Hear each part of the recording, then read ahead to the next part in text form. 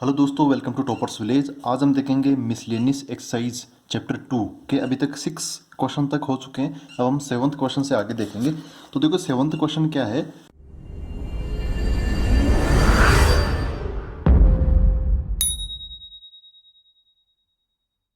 Late f comma g from R to R. इसका मतलब क्या है कि इनकी डोमेन भी आर है और जो को डोमेन है वो भी आर है। ठीक है, respectively by f of x equal to f of x दे रखा है x plus one, g of x दे रखा है 2x minus one. Find f plus g, f minus g, f by g. बहुत आसान है। अच्छा, ऐसा बोल रखा है तो हमें इनके साथ में ना इनकी डोमेन भी बतानी पड़ती है। जब भी कोई नया फंक्शन बनता है, जैसे यहाँ पे पुराने फंक्शन थे एफ और जी, तो इनकी डोमेन दे रखी थी आर। जैसे ये नए फंक्शन बन गए तब भी हमें डोमेन इनकी बतानी है। डोमेन बतानी है, रेंज और को डोमेन का इतना लफड़ा नहीं होता। ठीक है, तो अब स्टार्ट करते हैं। देखो एफ दे रखा है, जी दे रखा है, एफ प्लस जी। अच्छा, एफ प्लस जी ये एक्सप्रेशन इतना सिंपल सा है, तो थोड़ा सा इसको हम डिटेल में लिखते हैं। तो ऐसे लिखते हैं f plus g of x equal to, इसका मतलब क्या हो गया, f of x plus g of x. तो यहाँ पर एफ ऑफ एक्स की जगह आ जाएगा क्या, एक्स प्लस वन, और जी ऑफ एक्स की जगह क्या आ जाएगा, 2x माइनस वन। ठीक है, सॉरी 2x माइनस थ्री। तो काफ़ी आसान है ये, बस इतनी सी बात है। इसको आपको बस ये रिप्रेजेंट क्या करता है, बस ये आपको बताना है। तो x प्लस वन और 2x माइनस थ्री को जोड़ देंगे तो ये कितना बन गया, 3x, और ये हो गया माइनस टू। ठीक है, ये हो गया f प्लस जी।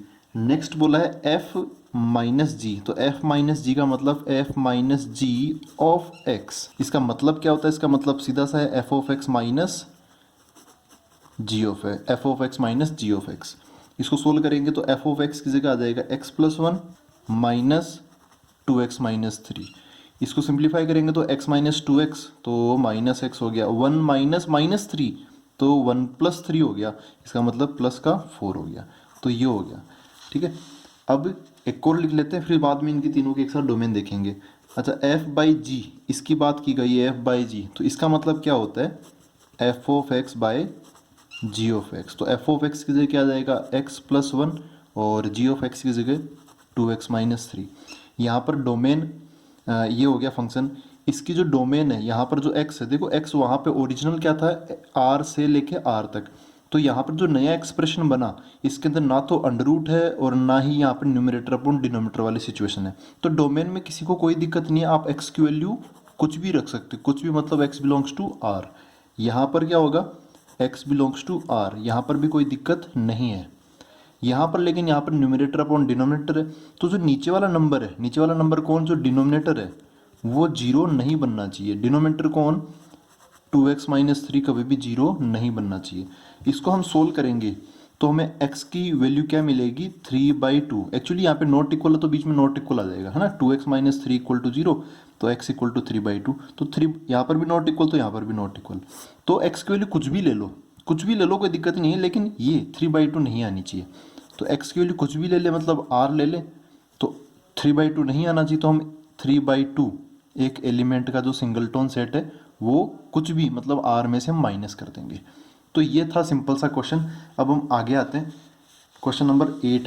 तो दोस्तों ये है अपना 8th क्वेश्चन। लेट f इक्वल टू, यहाँ पर कर्ली ब्रैकेट के अंदर ऑर्डर्ड पेयर्स डाल रखे हैं। ठीक है, तो 1,1 है, फिर 2,3 है, 0,-1, -1,-3 be a function from Z to Z, मतलब डोमेन जेड है, सेट ऑफ इंटीजर्स, जेड मतलब set of integers, and codomain भी जेड है, defined by f of x equal to a x plus b. अच्छा, यहाँ पर जैसे ये है सेट बिल्डर फॉर्म, सॉरी ये है रोस्टर फॉर्म, ये है एक तरीके से सेट बिल्डर फॉर्म। जैसे एफ ऑफ एक्स की जगह आप वाई लिख सकते हो, y equal to a x plus b, उस टाइप का ये सीधा सा एक्सप्रेशन है। तो हमें बताना है कि इस एक्सप्रेशन में ए और बी की वैल्यू क्या है। तो आप इधर देखोगे तो यहाँ पर तो कोई भी वेरिएबल नहीं रख रखा, यहाँ तो सारी चीज़ें पता है, और यहाँ पर वेरिएबल अननोन से। ठीक है, तो आप यहाँ पे समझो कि यहाँ पर कुछ इन्फॉर्मेशन हमें दे रखी है, यहाँ पर कुछ चीज़ें यहाँ पर अननोन नहीं दे रखी, तो हम क्या करेंगे, वहाँ से इसमें रख रख के इसको सेटिस्फाई करा के देखेंगे, फिर बाद में ए और बी में कोई ना कोई रिलेशन आ जाएगी और वहाँ से हम ए और बी की वैल्यू पता कर लेंगे। ऐसा अपना प्लान है। तो इसको शुरू करते हैं। ये ऑर्डर्ड पेयर्स और ये एफ ऑफ एक्स दे रखा है। अब आप थोड़ा सा ध्यान से देखो, यहाँ पर जो पहला पहला पहला पहला एलिमेंट है, ठीक है, तो पहला पहला एलिमेंट जो है वो किस कैटेगरी में आता है, डोमेन की कैटेगरी में। तो पहला एलिमेंट कौन है, 1 2 0 -1, तो 1 आ गया, 2 आ गया, जीरो आ गया एंड -1 आ गया। अब रही बात इसकी रेंज की, तो रेंज में क्या आएगा, दूसरा दूसरा दूसरा दूसरा एलिमेंट आएगा, ठीक है। कोडोमेन की बात नहीं कर रहा, कोडोमेन तो यहाँ पर कौन है, जेड। लेकिन रेंज मतलब फिलहाल इतने से एलिमेंट्स के लिए, वैसे तो इसकी डोमेन भी जेड है तो कोडोमेन भी जेड आएगी। रेंज में बहुत सारे एलिमेंट्स होंगे लेकिन इनके करस्पॉन्डिंग वन के करस्पॉन्डिंग वन है तो यहाँ पे वन आ जाएगा, टू के करस्पॉन्डिंग थ्री है तो यहाँ पे थ्री आ जाएगा, 0,-1 तो -1 आ जाएगा, दूसरा वाला यहाँ पर क्या है -3 तो -3 आ जाएगा। ये वन रखने पर वन आंसर आ रहा है, टू रखने पर थ्री आंसर आ रहा है, जीरो रखने पर -1 और -1 रखने पर -3 आंसर आ रहा है। तो आप इसको सीधा सीधा ऐसा समझ सकते हो कि ये क्या चीज़ है, वाई। यहाँ पर अब मैं रखना चालू करता हूँ, जैसे आप इन हर एक ऑर्डर्ड पेयर को आप x, y के तरीके से समझ सकते हो। तो यहाँ पर सबसे पहले कौन है, 1,1 रखता हूँ, इसका मतलब क्या है, जो वन है ये पहला वाला वन वो तो जाएगा x की जगह पर, और जो दूसरा वाला वन है वो किसकी जगह आएगा, y की जगह पर। तो क्या बन जाएगा, ये वन इक्वल टू, यहाँ पर आ गया वन इक्वल टू, ये बन गया a into one plus b. तो इसको सिंप्लीफाई करके लिखेंगे तो a इंटू वन तो a हो गया, प्लस b तो प्लस b आ गया, इक्वल टू वन है तो वन आ गया। किधर भी लिख लो एक ही बात है, इक्वेशन नंबर 1, ठीक है। अब ऐसे दूसरी इक्वेशन निकालेंगे, उसको 10th के तरीके से सोल्व कर लेंगे जैसे हम 10th क्लास में करते थे। तो अब तो ये हो ही चुका है ना, क्वेश्चन खत्म हो चुका अब ये, तो फिर भी कर लेते हैं इसको फटाफट। दूसरा क्या है, फिर से लिख लेता हूँ, y equals to a x plus b. दूसरा क्या है, 2,3। देखो आसान सा रख लें क्या, 0,-1 रखते हैं, चलो 0,-1। तो जीरो तो आ जाएगा यहाँ पर और ये -1 जाएगा y की जगह पर, क्योंकि इसको आप कैसे समझ सकते हो, x, y के तरीके से। हाँ भाई, तो ये सब कुछ हमने रखा है इसके अंदर, तो y की जगह -1 इक्वल टू यहाँ पर आ गया a into zero plus b. Solve किया तो -1 equal to a into zero, zero plus b. तो कुल मिला के बात ये कि b की वैल्यू आ गई कितनी, -1। ये इक्वेशन नंबर 2। देखो b की वैल्यू पता चल गई, मैं -1, ये b की वैल्यू -1 उठा के इसमें रख देता हूँ बाय इक्वेशन 1। इसमें रखा हमने -1, तो ये हो गया a प्लस b की जगह है -1 इक्वल टू 1। इसको सोल्व कर लेंगे तो कितना आ गया, a उधर जाके ये -1 उधर जाके जुड़ जाएगा तो क्या बन जाएगा, 2 बन जाएगा। ये दोनों वैल्यूज हमें पता चल गई, b की वैल्यू -1 एंड a की वैल्यू 2। इसके अंदर यही पूछा है, डिटरमाइन a एंड b, तो a और b हमें पता चल गया। अब बढ़ते हैं नेक्स्ट क्वेश्चन की ओर, क्वेश्चन नंबर 9। तो दोस्तों ये है 9th question, let r be a relation from n to n defined by r equal to a, b, जहाँ पर a और b दोनों के दोनों नेचुरल नंबर से, and a equal to B square. जो पहला वाला एलिमेंट है वो दूसरे वाले एलिमेंट b के स्क्वायर के बराबर है, पहला अकेला ही और दूसरे वाले का स्क्वायर आपस में बराबर है। आर दी फॉलोइंग ट्रू, हमें बताना है कि इनमें से तीन ऑप्शंस दे रखे हैं, यहाँ पे तीन पार्ट दे रखे हैं, इनमें से कौन सा सही है कौन सा गलत है ये हमें बताना है। पहला क्या है, a, belongs to R for all a belongs to n। देखो n क्या होता है, नेचुरल नंबर्स का सेट होता है, मतलब 1 2 3 ऐसे हम a और b की जगह रख सकते हैं, ठीक है। हमें देखना है कि a, ये R में बिलोंग करेगा क्या, R मतलब कौन, यहाँ पे वो रियल नंबर का सेट नहीं है। देखो यहाँ पे ऑर्डर्ड पेयर है, तो ऑर्डर्ड पेयर रियल नंबर में नहीं आता, रियल नंबर में तो नंबर्स आते हैं। तो आप यहाँ से भी देख सकते हो, R यहाँ पर क्या है, बोल रखा है R भी है रिलेशन है R, ठीक है। तो इसको करते हैं, ये सब कुछ दे रखा है। फर्स्ट ऑप्शन है a, belongs to R for all. देखो यहाँ पर क्या बोल रखा है, ऑल।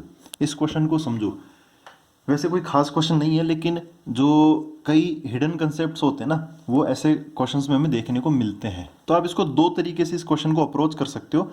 आप यहाँ पे a की जगह कोई नंबर लेके देख लो, यहाँ पर ऑल बोला है तो आप कुछ भी ले सकते हो, मतलब a की वैल्यू आप 1 2 3 4 कुछ भी लेके देख लो, सब कुछ, क्योंकि ऑल बोल दिया ना। यहाँ पे बोला जाता सम, मतलब for some a belongs to n, तब तो चलो चल भी जाता है एक बार के लिए, लेकिन यहाँ पर ऑल बोल दिया, इसका मतलब हर a की वैल्यू के लिए ये चीज़ क्या होगी, a, इसमें बिलोंग करेगा। तो अभी जैसे मैं पहले एग्जाम्पल समझा के बता देता हूँ, फिर बाद में इसको हम कंसेप्ट से करेंगे, इसका सही तरीका क्या वो लगाएंगे। इसमें मैं 1 रखता हूँ, तो यहाँ पर क्या आएगा, 1,1 बिलोंग्स टू r। तो जब a, b r में बिलोंग कर रहा है, इसका मतलब क्या है, इसका मतलब ये है कि a, b belongs to r। जब a, b r में बिलोंग कर रहा है तो यहाँ पे जो पहला एलिमेंट है वो यहाँ आएगा, दूसरा एलिमेंट यहाँ आएगा और उसका स्क्वायर हो जाएगा। तो तो यहाँ पर क्या है 1,1, तो ये पहला एलिमेंट 1 वो यहाँ आएगा, तो 1 इक्वल टू दूसरा एलिमेंट को ना 1, तो वो 1 का स्क्वायर हो जाएगा, 1 का स्क्वायर। अब आपको देखना है कि ये वैलिड है या नहीं, तो 1 इक्वल टू 1 का स्क्वायर ये चीज़ तो सही है, 1 इक्वल टू 1 आ जाएगा यहाँ से, ठीक है। तो ये पहला चीज़ हुआ। अब एक बार 2 ट्राई कर लेते हैं, क्योंकि एक भी हिंट अगर हमें मिल गया जो कि इसको गलत साबित कर दे तो फिर ये पूरी चीज़ ही गलत हो जाएगी, ठीक है। सही होने के लिए सब कुछ सही होना ज़रूरी है, लेकिन गलत होने के लिए एक छोटी सी गलती भी काफ़ी है। तो अब मैं a इक्वल टू 2 लेके चलता हूँ। देखो तो यहाँ पे क्या बोलता हूँ, देखो a, हमें बराबर बराबर ही सोचना है, ऐसा नहीं कि अलग अलग, भाई 1,2 क्यों नहीं लिया, ऐसा नहीं सोचना है। यहाँ पर बोला फर्स्ट ऑप्शन है ना, तो उसकी वैलिडिटी देखनी है हमें। तो यहाँ पे 2,2 बोलूँगा मैं अगली बार, तो 2,2 बिलोंग्स टू r लिया, तो पहला एलिमेंट यहाँ आ जाएगा, दूसरा एलिमेंट b की जगह यहाँ आ जाएगा। तो 2 इक्वल टू 2 का स्क्वायर क्या चीज़ ये सही है, 2 इक्वल टू 4, ये 4 ही हो गया। तो क्या ये चीज़ सही है, सही नहीं है, ये गलत हो गया। इसका मतलब यहाँ पर एक वैल्यू ने आके सब कुछ गड़बड़ कर दिया। ऐसे 3 जो आएगा ना, तो आप देखो 3 इक्वल टू 9, ये भी गड़बड़ है। 4 रखोगे तो 4 इक्वल टू 16, ये भी गलत है। तो आप बोल सकते हो कि ये जो पहला स्टेटमेंट है ये क्या है, फॉल्स है। पहला स्टेटमेंट क्या है, फॉल्स है। इसको सही तरीके से करते हैं। सही तरीका ये है, जब a कोमा बी आर में बिलोंग कर रहा है, a comma B belongs to R, ठीक है। इसका सही तरीका यहाँ कर लेते हैं, when a comma B belongs to R, तब a equal to B square होता है। तब क्या होता है, a equal to B square. यहाँ पर फर्स्ट पार्ट बोलना चाह रहा है कि a कोमा ए बिलोंग करवाओ, तो a कोमा ए को बिलोंग करवा देते हैं आर के अंदर। तो a की जगह तो a ही आएगा, यहाँ पर भी a की जगह क्या आ जाएगा, a आ जाएगा। लेकिन b की जगह भी a आएगा, तो यहाँ पर b की जगह भी a डाल देता हूँ, ठीक है। अब इसको सोल्व करके देखते हैं यहाँ से a की वैल्यू क्या क्या आ रही है। क्या ये चीज़, ये इतना तो हमने अप्लाई करके देख लिया, अगर ये चीज़ भी सही हो जाएगी तो ये सही हो जाएगी, अगर ये चीज़ सही नहीं हुई तो फिर फॉल्स हो जाएगी। इसको सोल्व करते हैं। तो a स्क्वायर इक्वल टू ए है, इस a को मैं उधर ले जाता हूँ, तो क्या बन गया, a square minus a equal to 0, ठीक है। इधर उधर करके मैंने एडजस्ट करके लिख लिया ताकि आसानी से सोल्व कर सके। इन दोनों में मैं कॉमन ले लेता हूँ a, तो बच क्या गया a माइनस यहाँ बच गया 1 इक्वल टू 0। क्वाड्रेटिक है, सोल्व कर लेते हैं। यहाँ से दो वैल्यू आ गई, एक की वैल्यू 0 आ गई और यहाँ पर एक की वैल्यू क्या आ गई, 1 आ गई, ठीक है। अच्छा 0 को तो हम हटा देंगे, क्योंकि यहाँ पर नेचुरल नंबर की बात की गई है, नेचुरल नंबर, क्योंकि 0 does not belongs to natural number, इसलिए हमने इसको तो हटा दिया। अब जो दूसरा है a इक्वल टू 1, तो यहाँ पे 1 बिलोंग्स टू तो नेचुरल नंबर है ही, लेकिन ये तो ओनली 1 वैल्यू ऑफ a। ये जो एक्सप्रेशन है ये a कोमा ए आर में बिलोंग करेगा, लेकिन एक वैल्यू के लिए, ओनली एक वैल्यू के लिए, not for all a belongs to n, ठीक है। आप यहाँ पे देखो हमने सोल्व किया, सोल्व करते करते आंसर आया a इक्वल टू 1, तो इसके अलावा अब कुछ और कुछ आ ही नहीं सकता। a इक्वल टू 1 ही इसको सेटिस्फाई करेगा, a कोमा ए को, मतलब a equal to A square को।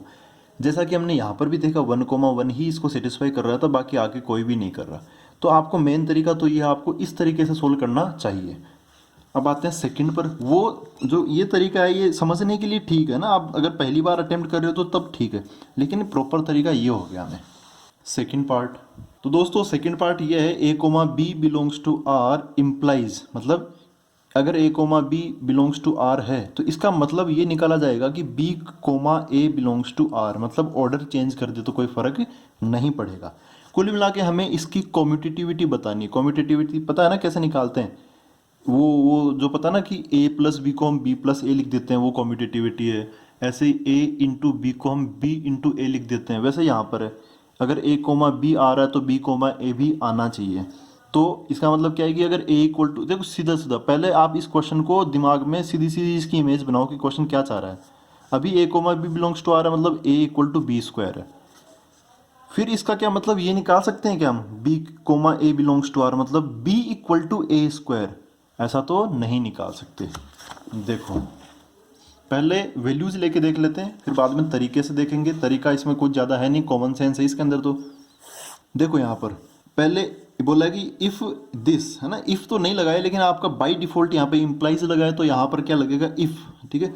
आपको ये चीज़ सही मान के चलनी है, बाद में देखेंगे कि ये आएगी कि नहीं आएगी। तो चलो सही मान के चलते हैं, A comma B belongs to R है, तो इसका मतलब क्या है कि A equal to B square. अब यहाँ पर लेट मतलब मानने का काम करते हैं, ए इक्वल टू बी स्क्वायर हमें चाहिए। तो आप यहाँ पे देखो जानबूझकर, मैं वही बात है कि सही होने के लिए तो इसको पता नहीं बहुत सारे सैकड़ों नंबर इसको सेटिस्फाई कर सकते हैं, लेकिन गलत अगर एक भी हो गया ना तो ये चीज़ क्या हो जाएगी, पूरा स्टेटमेंट गलत हो जाएगा। आपको जानबूझकर गलत की तरफ बढ़ना है, क्योंकि अगर आप गलत ढूंढ लिए तो क्वेश्चन वहीं खत्म हो जाएगा, अगर आप गलत नहीं ढूंढ पाए तो फिर क्वेश्चन अलग बात है। यहाँ पर ए इक्वल टू बी स्क्वायर है, तो आप ऐसा कोई नंबर ढूंढो। एक की जगह मैं क्या ले लेता हूँ, बी की जगह ले लेता हूँ पहले ना, बी की जगह मैं 3 डाल देता हूँ, बी की जगह क्या डाल देता हूँ 3। तो 3 का स्क्वायर इक्वल टू 9 आ गया, तो ए की जगह क्या ले लेता हूँ मैं 9। तो अब ये तो ठीक है ना, ये तो सेटिस्फाई कर रहे हैं, करेंगे सेटिस्फाई, हमने लिए ही पहले नंबर लिए हैं, बाद में इसको इसके अंदर रखा है, तो ये तो सेटिस्फाई करेंगे। कैसे, ए की जगह 9 इक्वल टू बी की जगह 3, तो 3 का स्क्वायर है ना, हमने इसको देख के ही लिए नंबर्स, तो ये सेटिस्फाई करेंगे। तो इतना तो हमें मानना ही था। अब ए की वैल्यू 9 और बी की वैल्यू 3, क्या इन्हीं वैल्यूज की को आगे लेके अगर हम ऑर्डर चेंज करें तब भी क्या ये रिलेशन सही रहेगी। तो जैसा कि यहाँ पर आप देख रहे हो, ए कोमा बी मतलब कौन, 9,3, ए कोमा बी मतलब कौन, 9,3 बिलोंग्स टू आर। क्या इससे ये मतलब निकाला जा सकता है कि बी कोमा ए मतलब कौन, यहाँ पर भी 9,3 का ऑर्डर चेंज कर देते हैं हम, तो इसका क्या हो जाएगा 3,9 बिलोंग्स टू आर। इसकी हमें वैलिडिटी चेक करनी है कि ये चीज़ सही है या गलत है। ठीक है, अगर ये चीज़ सही हो गई तो फिर स्टेटमेंट क्या हो जाएगा, सही हो जाएगा। तो 3,9 उठा के इसमें डालते हैं, फिर से वही होगा, ए कोमा बी का मतलब A equal to B square, B comma A का मतलब B equal to A square. तो 3,9 का मतलब 3 इक्वल टू 9 स्क्वायर, इसका मतलब ये निकाला जाए। तो 3 इक्वल टू 9 स्क्वायर मतलब 3 इक्वल टू 81। क्या ये चीज़ सही है, 9 का स्क्वायर कितना हो गया, 81 हो गया। तो क्या ये चीज़ सही है, बिल्कुल सही नहीं है, ये एकदम गलत है, ये 3 इक्वल टू 81। ठीक है ना। तो यहाँ पे इसका मतलब क्या है, ऑर्डर चेंज नहीं किया जा सकता। ये उन ऑपरेशंस में से है जहाँ पर कॉम्पिटिटिविटी फॉलो नहीं होती, जैसे माइनस के अंदर कॉम्पिटिटिविटी फॉलो नहीं होती। आप 2 - 3 कर लो, लेकिन 3 - 2 करोगे तो अलग आंसर आएगा। वैसे ही आप ए इक्वल टू बी स्क्वायर कर लो, तो वो ए और बी वाली चीज़ें यहाँ पर फिट नहीं बैठेगी। 9 इक्वल टू 3 का स्क्वायर हो सकता है, लेकिन 3 इक्वल टू 9 का स्क्वायर नहीं हो सकता। तो ये सेकेंड वाला भी क्या हो गया, फॉल्स हो गया। फर्स्ट वाला भी क्या था, फॉल्स था। अब आते हैं थर्ड पार्ट पर। दोस्तों देखो, थर्ड पार्ट के अंदर है A comma B belongs to R, B comma C belongs to R implies A comma C belongs to R. तो इसको तो मैंने लिख लिया, यहीं पर करते हैं सारा एक्सपेरिमेंट। यहाँ पर देखो इम्प्लाइज यहाँ पर लगा है, इसका मतलब यहाँ से इस क्वेश्चन के 2 पार्ट हो गए, इसके इधर वाले अलग और इस यहाँ वाले अलग। हमें क्या करना होता है, इधर वाले के साथ में हमें यहाँ पे क्या लगाना पड़ता है, इफ़ लगा के इसको सोचना पड़ता है, इसको हमें अज्यूम करना पड़ता है, और बाद में ये हमें प्रूव करना पड़ता है। आपको सीधा सीधा कंसेप्ट याद रखो, इम्प्लाइज का डेली लाइफ में भी ये मतलब होता है कि अगर ऐसा हुआ देन, है ना, ये देन की जगह इम्प्लाइज बैठा हुआ है, तब ऐसा होगा। तो हम इतना तो मान के चलेंगे, जब हम इतना ही नहीं मान के चलेंगे तो फिर आगे वाली चीज़ कैसे प्रूव करेंगे। आगे वाला स्टेटमेंट तब उसकी वैलिडिटी चेक करेंगे जब इधर वाला क्या हो, सही हो। तो हम ये मान के चलेंगे।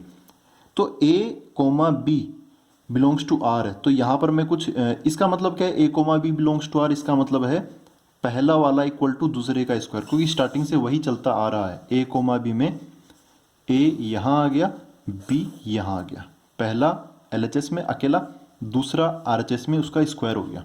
तो यहाँ पर भी यही है, ए पहला अकेला, फिर बी तो बी का स्क्वायर। फिर यहाँ पर अगर बी कोमा सी देखो, बी कोमा सी बिलोंग करेगा, तो इसका मतलब पहला कौन है, इस बार पहला बी हो गया, तो पहला अकेला सी, तो यहाँ पर सी का स्क्वायर आ गया। तो क्या प्रूव कर दें, अगर हम ये प्रूव कर दें ए कोमा सी मतलब क्या प्रूव कर दें, ए पहला इक्वल टू दूसरा एलिमेंट क्या है, सी, तो यहाँ पे सी का स्क्वायर। तो इन दोनों से सोच के अगर हम ये प्रूव कर दें कि ये सही है या गलत है, जो भी हमें प्रूव करना है, तो पूरा स्टेटमेंट उसी पे डिपेंड करेगा कि ये सही है या गलत। तो यहाँ पर वैल्यूज ले लेते हैं आराम से। देखो क्या लें, क्या वैल्यूज लें, आप सोचो एक बार। a इक्वल टू बी, वैसे तो ये होगा नहीं अगर ऐसी चीज़ें दे रखी है। इसको देखो, जो अपना तरीका होना चाहिए था वो तो ऐसा है, यहाँ से आप a equal to B square, देखो इसके अंदर b नहीं आ रहा ना, तो आप यहाँ से b उठाओ, यहाँ से b उठाओ, इसके अंदर डालो, तो क्या बन जाएगा, ये a इक्वल टू बी का स्क्वायर, यहाँ पे b का स्क्वायर है ना, तो यहाँ से b की वैल्यू उठा के इसमें डालो, तो b की वैल्यू क्या है, सी स्क्वायर। जैसे दो ही सिंपल इक्वेशंस को सोल्व करते हैं वैसे बता रहा हूँ मैं आपको। तो यहाँ पर क्या बन गया, a इक्वल टू सी के स्क्वायर का स्क्वायर, तो c की पावर 4 हो गया। अरे इन दोनों को सोल्व करते करते तो ये आया, ये वाला नहीं आया। इन दोनों को सोल्व करते करते क्या आया, a इक्वल टू C4। ये चीज़ सही होती है, ठीक है, वहाँ पर अगर ये चीज़ लिखी हो तो ये चीज़ सही होती है, लेकिन यहाँ पे लिखा हुआ क्या है, a equal to C square. तो ये कंडीशन और ये कंडीशन दोनों के दोनों बराबर नहीं है, ठीक है। क्वेश्चन की नीड ये थी कि a equal to C square आ जाए, लेकिन एक्चुअली में आता क्या है, a equal to C4, a equal to C square नहीं आता। a equal to C square नहीं आता तो a कोमा सी उसमें बिलोंग नहीं करेगा, ये बिलोंग नहीं करेगा तो इम्प्लाइज के बाद वाली चीज़ गलत हो गई। इसका मतलब ये पूरा स्टेटमेंट क्या है, फॉल्स हो गया। तो यहाँ पर क्या आ गया, फॉल्स। आप वैल्यूज़ लेके भी देख सकते हो, यहाँ पर कोई सिंपल सी वैल्यू ले लो, जैसे ए की वैल्यू ले लो आप 16, तो बी हो जाएगा 4, बी यहाँ पे 4 आ गया, तो यहाँ पे सी क्या हो जाएगा 2, तो 16 इक्वल टू 2 का स्क्वायर गलत चीज़, ठीक है। 16 इक्वल टू 4 ये तो एकदम गलत है। तो आप वैसे वैल्यू से भी देख सकते हो। तो दोस्तों अब मिलते हैं अगले वीडियो के अंदर बचे हुए क्वेश्चंस लेके, फिर अपनी ये मिसलेनियस एक्सरसाइज है वो ख़त्म हो जाएगी, फिर हम आएंगे अगले चैप्टर से, उससे मतलब अभी से अगले वीडियो से अगले वीडियो में। Thank you very much.